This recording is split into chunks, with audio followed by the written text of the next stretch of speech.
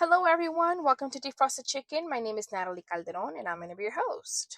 Yet again, every week, I'm your host. However, I have some news. I am going to have my first guest on the podcast pretty soon in the next couple of weeks. We're going to be discussing a topic together that she picked about motherhood, and I'm super excited about that. So stay tuned for that. All right. So this week's topic is motherless mothering. Now, this topic has been coming up a lot for me recently, whether it's in conversations or I've been seeing it online and whatnot. So I said, what the heck? Let's do an episode on this. If you listen to episode 1, I do talk a little bit about how not having my mother around when I became a mother contributed to my postpartum depression and postpartum anxiety. My mother died from cancer when I was 24 years old. And although I was fortunate enough to have her in my life all the way up until adulthood, there were still so many things that I hadn't done in life yet and I hadn't experienced. One of them being motherhood. I am aware that my experience is not unique. There are so many women that have to navigate motherhood without their moms, without that maternal role model. Some lose their moms when they're kids, some lose their moms later in life, like I did. Even though I was a young adult and technically I could take care of myself, I could fend for myself, there was still so much that I needed my mom for. I wouldn't say she was done raising me because really, are we ever really done raising our children? I am the youngest of 3 and the only one who didn't have kids, wasn't married. So when she passed away, that kind of sunk in and I was like, man, I'm going to have to go through all these big milestones without her. As I was doing some research on this topic, I did come across a book called Motherless Mothers by Hope Edelman, and I'm so glad that I did. There are so many things that she discusses in her book that I can definitely relate to. I'm going to be sharing some of those things with you today, as well as talking about my own personal experiences. If you're a motherless mother yourself, I suggest that you read this book. And even if you're not, and you're just interested in the topic, or you just want something good to read, I highly recommend it. All right, let's get started. There's something that I read in Hope's book, Motherless Mothers, that I want her to start off. She talks about how a lot of women who are becoming mothers secretly or not so secretly hope to have a daughter as their firstborn. Now, yes, guys, should we just want a healthy baby regardless of the gender? Of course. Of course. But most people do have a preference. And it's okay. It doesn't make you a bad person. Yes, whether it's a boy or a girl, as long as it's healthy, we're going to love it. We're going to be happy. But just because you may want a girl or you may want a boy, it doesn't make you a horrible person. But nowadays you can't say anything because everyone judges you for everything that you say. But whatever. I myself really wanted a little girl when I found out that I was pregnant. Yes, I wanted a healthy baby, all that good stuff. But I didn't just want a little girl. I felt like I needed to have a daughter. I felt like she was going to fill a hole in my heart and that she was the missing piece. I can't really explain it. But let me tell you guys, she did fill that hole. And in a strange way, becoming her mother was therapeutic for me. It has helped me heal from my loss. And I don't know if it's because I try and recreate things and feelings that I felt with my own mother, if that makes any sense. I am aware that this may not be the best thing, but it is the truth. I remember daydreaming and wishing that I would have a little girl who was just like my mom. In a sense, I guess I was hoping that my mother would be reincarnated into my daughter. And I know how insane this might sound, but like I mentioned in episode 1, in order for this to work, in order for this podcast to reach its full potential, honesty is a non-negotiable for me, y'all. Believe it or not, this is actually really common in motherless mothers. So when I read this, I was like, okay, cool, I'm not the only one. Because I am aware of how kind of weird it sounds to want that. And I remember before I found out that I was having a little girl, I would tell everyone that I knew I was having a girl. Because I did. I did know. I felt it in my heart. I was 100% sure. I picked out her name. I named her after my mom. And even when we scheduled the appointment to find out the gender, I remember I told my husband that this appointment was just to confirm what I knew, that I was right. I remember him telling me, like, you need to stop saying it's a girl. We don't know if it's a girl. And if it turns out to be a boy, you're going to be disappointed. And I told him, no, I'm not going to be disappointed because I'm not having a boy. I'm having a girl. He thought I was crazy. He would be like, there's no way that you know. I'm like, oh, I know. Believe me, sir, I know. Now, I do know that it's a 50-50 chance. It's either just a boy or a girl. So could it have been a lucky guess? Of course it could have. But is that what I felt that it was? No, I did not feel in my heart that it was a lucky guess. I knew, I was sure that God or the universe or whatever had specifically made sure that I had a daughter, because that was the plan, okay? That I was going to name her after my mom. She was going to be everything that I ever needed. And she would, in a sense, I guess, carry a piece of my mother in her that I would be able to care for and continue to love. That is the best way that I can explain it. I know that some of you might be listening to this right now and you're thinking I'm crazy, but unless you have gone through it, it's kind of hard to understand. Now, with that being said, my daughter actually is a lot like my mom. She has her spirit, her glow, her shine. Now, me and my mother, we were not very much alike. And I do wish that I was more like her. I strive to be more like she was. But she was calm, collected, full of faith and wisdom. Was the opposite. I'm anxious, nervous, confused about my faith, and I don't really see myself as wise. I do see myself as wiser than I was. And I think that for most people, wisdom comes with age, right? But my daughter, oh, my little Eva, she has been calm and collected since birth. She's wise beyond her years, and it's almost like she's been here before. Oftentimes, she redirects my thought process, she teaches me things, and she has certain mannerisms that remind me of my mom. I see her spirit in her. Certain characteristics do get passed down. Is it a coincidence? Sure. Do I think my daughter might be my mother reincarnated? No. No, I don't. Is it something I, in a weird way, at one point in time, dealing with my grief and loss, hoped for? Yes, if I'm being honest, yes. Yes, I did. But now that time has gone by and I've processed so many things, I actually think that reincarnation is kind of creepy, honestly. But I want to read something to you guys that I found online. And this was written by Rupi Kaur. It's spelled Rupikaur. And it goes like this. What if there isn't enough time to give her what she deserves? Do you think if I begged the sky hard enough, my mother's soul would be returned back to me as my daughter, so that I can give her the comfort she gave me my whole life? When I read this, I was instantly like, yes, I 100% understand this. And I'm like, okay, cool, I'm not the only one. This is what I mean. It's almost like, I guess it's almost like reincarnation, right? But not really. It's this it's this longing that you to have your mother there during motherhood, because that's just the way it's supposed to be, right? And I'm doing the air quotes. That's the way it's supposed to be. I mean, life is full of surprises and everyone's life is different and whatever. But when you think about becoming a mom, you usually think about having your mom there, especially if you grew up with your mother.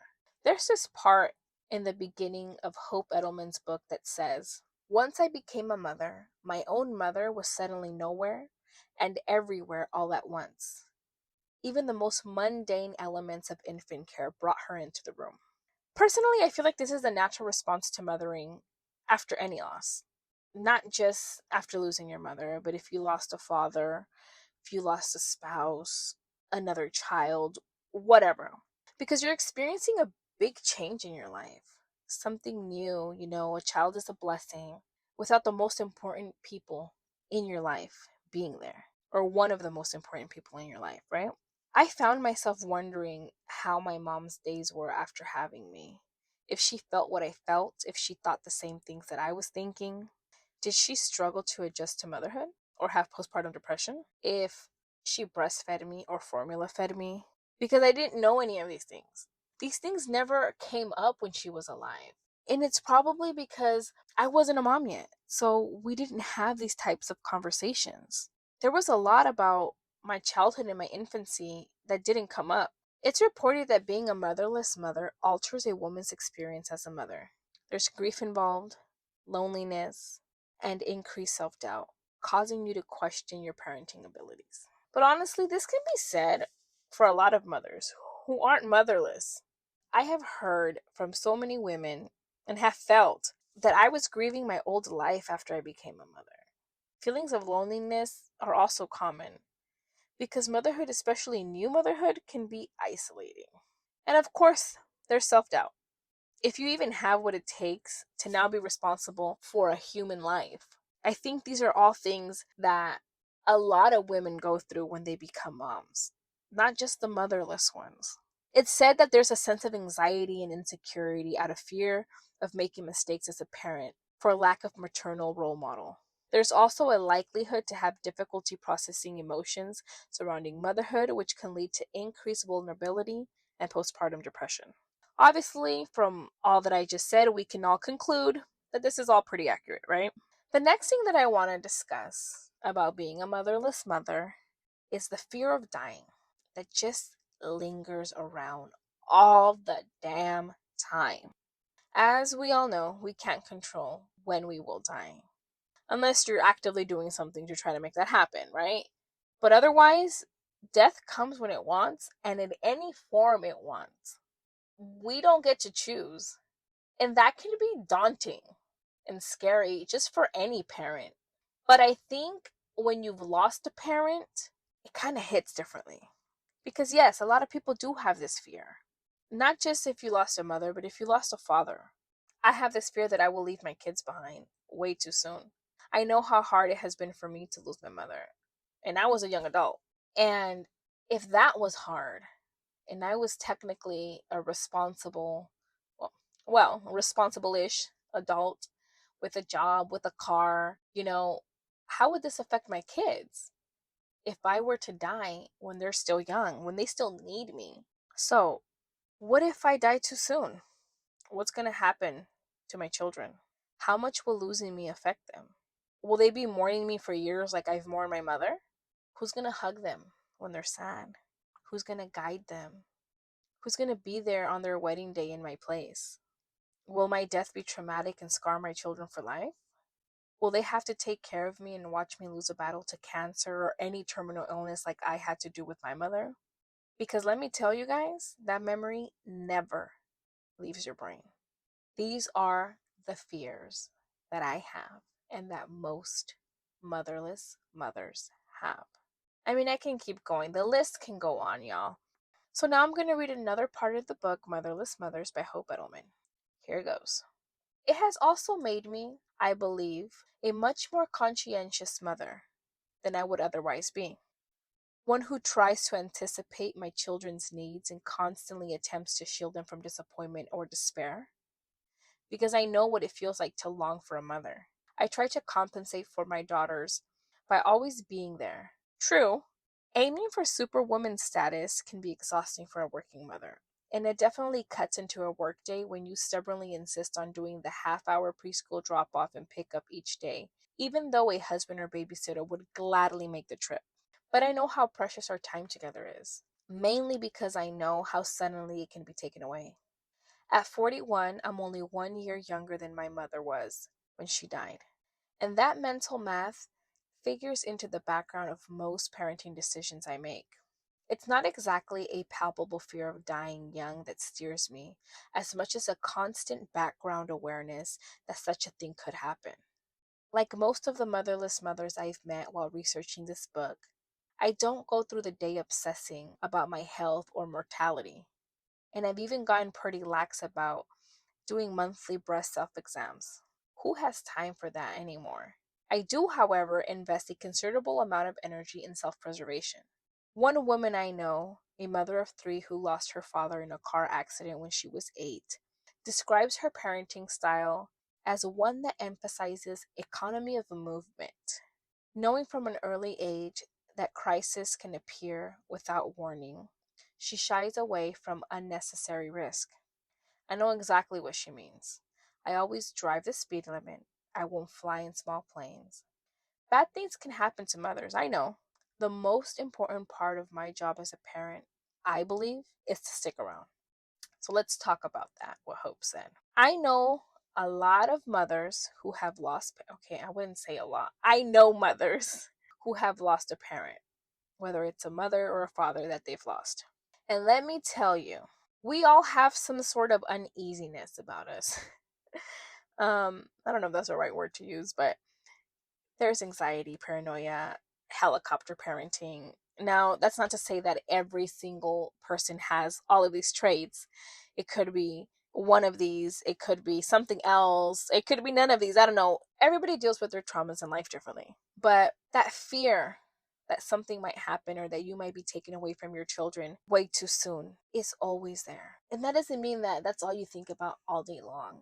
But there's certain moments in your day, like any parent, where these things come up. But I think when you have been through something like this, it's more common. I feel like I think about stuff like this way too much throughout my day. But I am also able to enjoy the simple things in life with my children where I'm not thinking about, tragedy occurring. Before I had my daughter, I went skydiving. I was so scared. I was terrified because I'm scared of heights. But my now husband, he isn't. He isn't scared of anything, I think. And we were actually going for his birthday. And I was just going just to kind of go along. I had no intention of skydiving. But at the last minute, he convinced me. And I was like, you know what? Fuck it. Let's do it.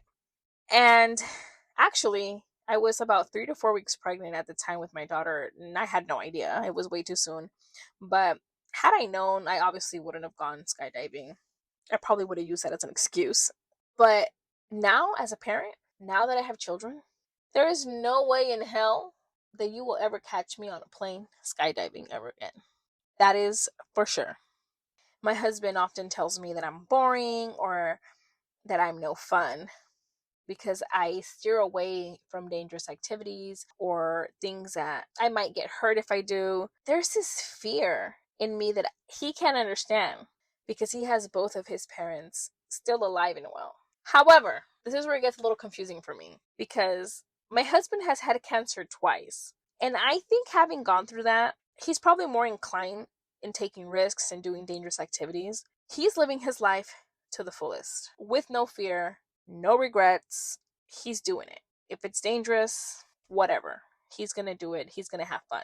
He's on the other side because he was once the person fighting for his life, or maybe, I guess, potentially had his life threatened with cancer. He has won a battle not once but twice, and it's a battle that my mom lost. When we met, he was a single father, and he had gone through both cancer scares being a single father. I actually fell in love with him during his second experience with cancer. He was actually finishing up his chemo treatment when our love story started. He was bald from the chemotherapy treatment, and his future was uncertain. Yet there I was, the same year I lost my mother, falling in love with a man who was fighting his own fight. I think what made me gravitate to him was his spirit, his optimism, his love for life. Even in the middle of something so scary, he remained calm and positive. And those were characteristics that my mom had, not only in general in her everyday life, but during her battle with cancer. She always remained positive, optimistic, and didn't lose her love for life. And I think that's what drew me to him. I knew that getting involved with a sick man who might die from his illness was not the best thing for me to be doing. It was way too soon. My mom had just died that very year. What the hell was I thinking? And let me tell you, my friends and family were wondering the same thing. Like, Natalie, what are you thinking? Why are you doing this? This is not a good idea. My dad called me and told me, like, you need to end this relationship. Your sister told me you have a boyfriend and he has cancer, and I hope she doesn't get upset with me because I told her I wasn't going to tell you that I knew, but you need to end this relationship. You can't handle this. And I was like, Dad, it's fine. And I've always been the child, the rebel child that does what she wants. And I remember my dad telling me, Natalia, you are not emotionally equipped to handle this right now. And man, if there's one thing I don't like is when people tell me what I can and can't handle. And I told my dad, I'm going to be okay. I'm going to see this through. I made the decision. I'm going to see what happens. I'm going to stick around. And he goes, what if he dies? I'm like, well, then he dies. I just lost my mother, one of the most important people in my life, and I'm still here. I think I'll be okay. So that happened. I feel like I'm getting off subject here. Now I always get so excited when I talk about my love story with my husband, and let me tell y'all, he gets on my damn nerves. Okay, we are not the perfect couple. We have issues just like everyone else, but our love story is my favorite. Of course, I'm biased here. I feel like we overcame a lot.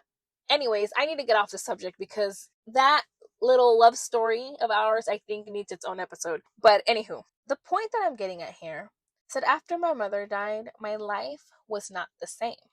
The way I saw life wasn't the same. The decisions I made held different meanings. Even the man I ended up marrying was somehow connected to her in a sense. Now, I'm not saying that I married him because he reminded me of my mom. I mean, if I'm being completely honest, it did help.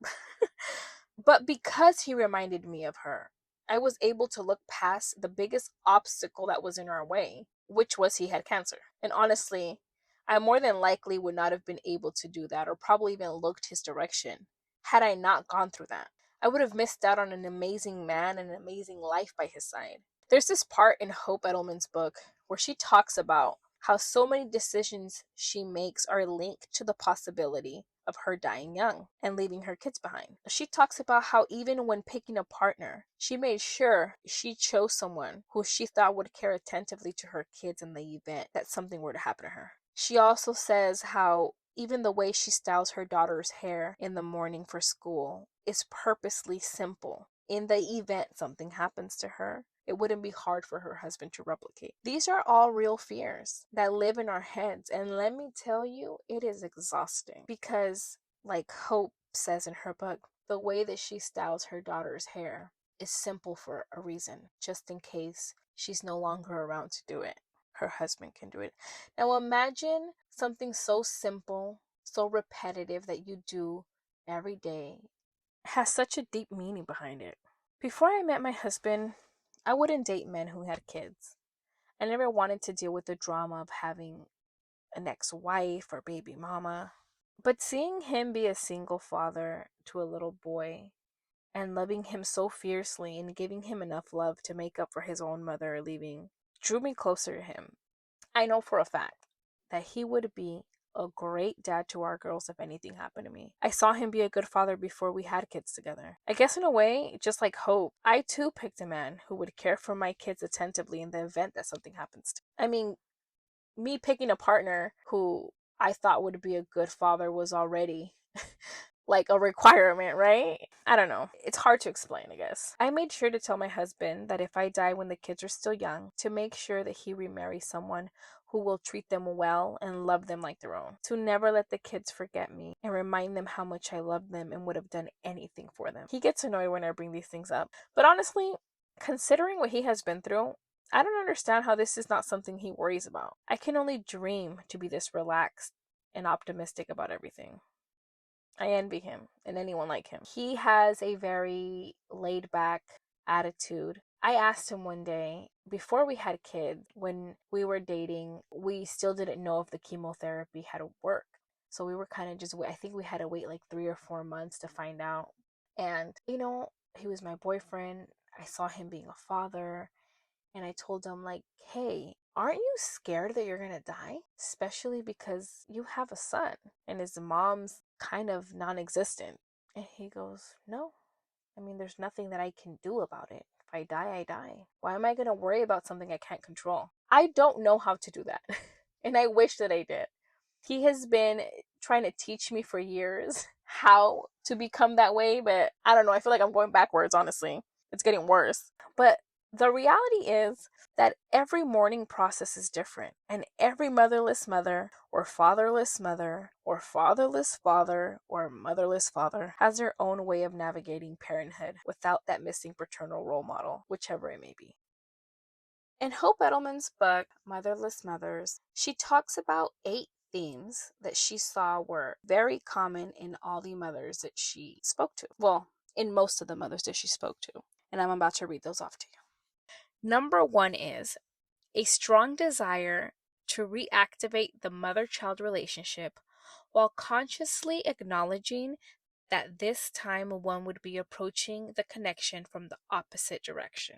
Number 2 is a concern about not knowing how to be a mother, particularly with regard to raising a child beyond the age one was when mother loss occurred. 3. An intense preoccupation with the possibility that they, the child, or the spouse might suffer an untimely death. 4. A parenting style often labeled as overprotective, which involves trying to shield the child from physical or emotional harm, restricting the child's behavior to keep him or her safe, and worrying excessively about the child's happiness and security. 5.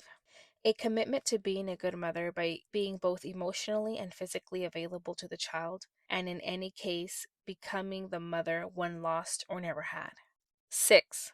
Difficulty tolerating a child's feelings of sadness, anger, grief, or loneliness, which often activate the earlier memory of these feelings during the mother's own childhood or adolescence. 7. A sensitivity towards age correspondence events, such as reaching a mother's age at the time of death, or having an eldest or same sex child reach the age one was when the loss occurred. 8. The belief that having and raising a child has been an unparalleled healing experience with regard to the ongoing mourning process. All right, friends, that's going to conclude our episode for today. Thank you very much for listening. I do want to add one more thing, and that is that you don't necessarily have to lose a parent to death in order to be motherless or fatherless. There are a lot of parents out there that just chose not to be present in their child's life. I'm sure all of you know someone who had a father that was absent or a mother that was absent, and they grew up without maternal love or paternal love. So a lot of things that Hope talks about in the book and that I talked about today, a lot of those feelings kind of apply to someone who didn't lose a parent to death, but also didn't have that parent present growing up. All right, everyone. So you guys know that at the end of every episode, I close out with the quote. So here it is. A mother's love is always with her children. Losing a mother is one of the deepest sorrows a heart can know. But her goodness, her caring, and her wisdom live on like a legacy of love that will always be with you. May that love surround you now and bring you peace. All right, guys, until next time. Bye.